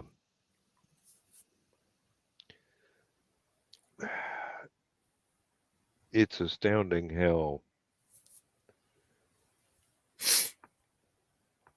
personality conflicts It's also can really mess up a good devastated thing. band. Oh yeah, yeah. Seriously. Well, Uh, there's another thing where you can have a member that turns out to be the glue of the band that held everything together that maybe tragically passes away, and the and band just nobody kind of realized it splinters. And until then. Yeah. that's the case with the Rat. Robin Crosby, the big 6 foot plus guitar player that played rhythm guitar. Um,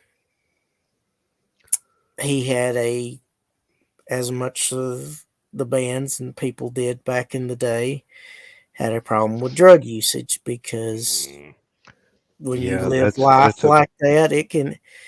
And he shared a needle, which he shouldn't have, and he got an AIDS, and eventually he passed away. And when he did, the band just kind of fell apart. In fact, I saw a headline of an article where the lead singer said that he was the glue for the band. yep. He was probably Mister Let's Compromise. Yeah. And he probably had the attitude and the personality where everybody enjoyed him and was like, yeah, let's do what he suggests. Mm, And when you lose that, you lose a key element to the band. Yeah. Yeah. Well, we've made our 2 hours, although I hate to cut Yes, this we did. short. But Um, I enjoyed it, and I'm glad I could help you get through the evening. well, I'm very glad you were here, and you know, we always have so much fun when it's just you Hmm. and me talking music, Oh or yeah, you and me talking anything, basically. yeah. Uh, but And it's a you whole lot easier okay? when you got somebody else to bounce ideas and conversation off of. Now, folks, this is what Chris and I are like together in real life.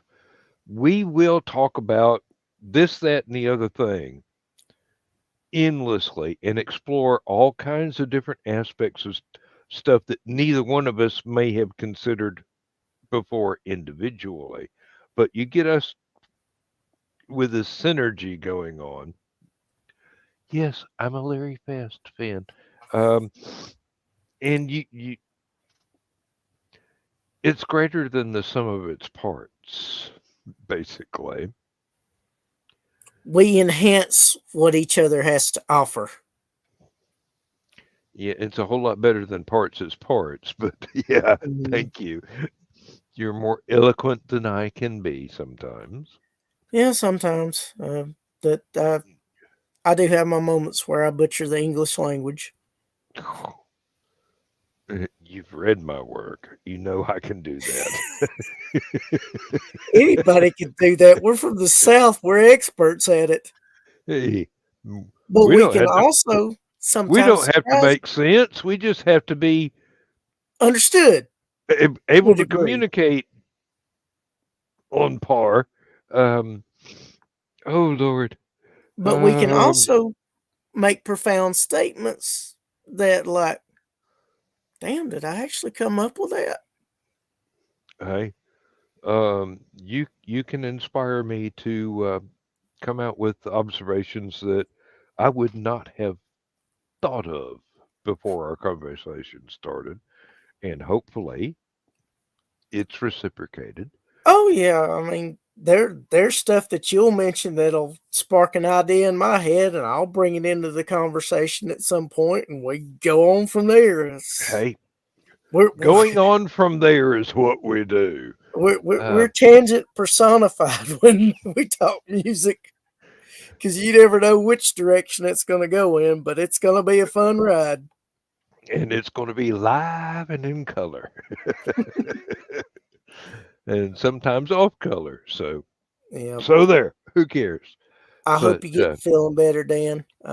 Good I luck with will. I the will. It's window just cold. repair. It's nothing serious. Yeah, Um, I'm yeah, actually it's just feeling. aggravating. I'm actually feeling better than I did Thursday night, and better than I did last night, actually. But Well, it's that's it's good. just one of those things. I gotta wait.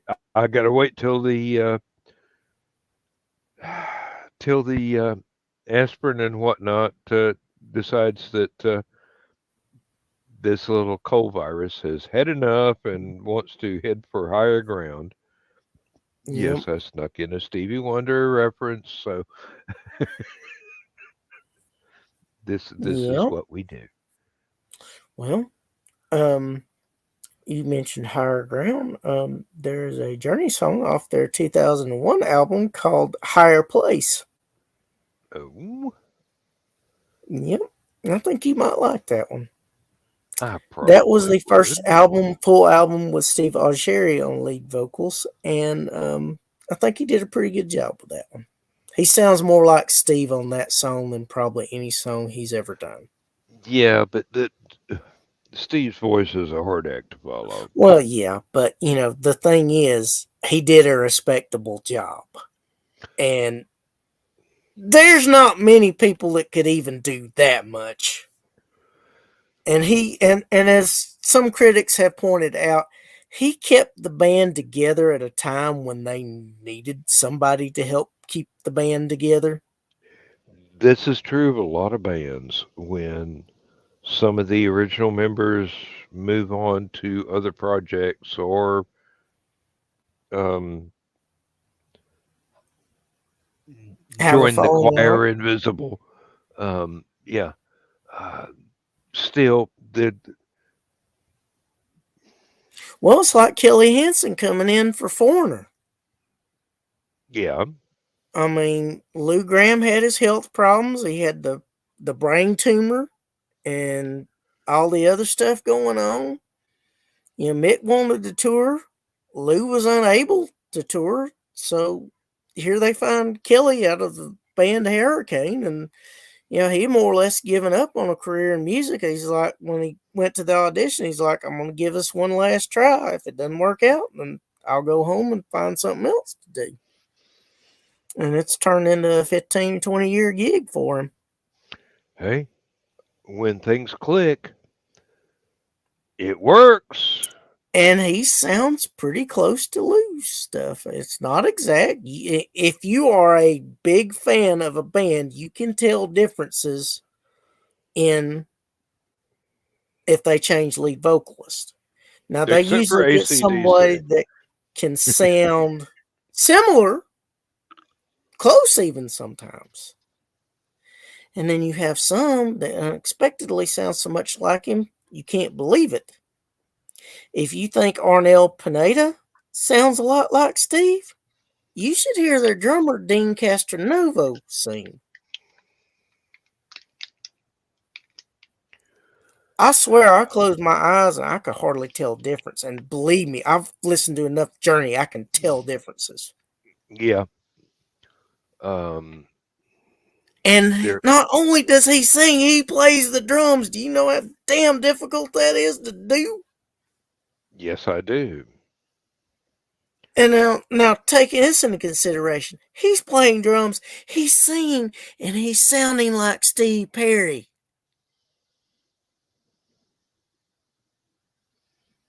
I can't even do that sitting still, much less trying to play drums.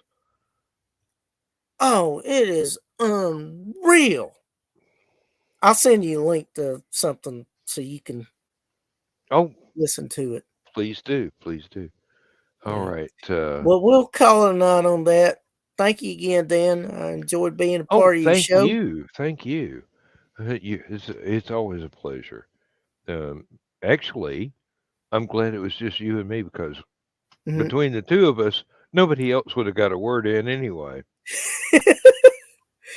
I don't know if Nick had joined in. It'd been hard for me to get a word in. No, we'd have talked over Nick. He'd have, if he didn't have any musical references to drop in, we just rode over him roughshod. Well, hopefully he learned something, and hopefully some few others did. And if nothing else, they checked out something maybe they didn't think about checking out. What I hope is that people that watch this later actually check out some stuff they never heard of before, or never thought to hear before, and discover that, hey, this is some good stuff. Good stuff. Yeah. Absolutely.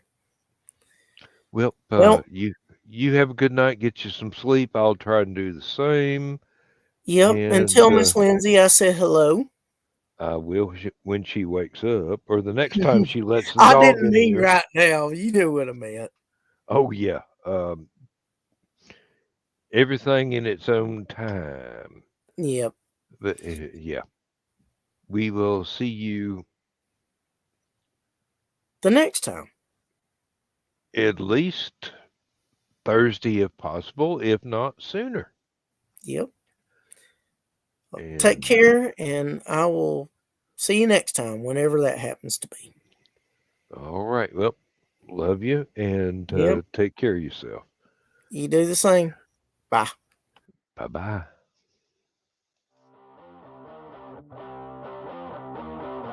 Transmission overload. System will shut down.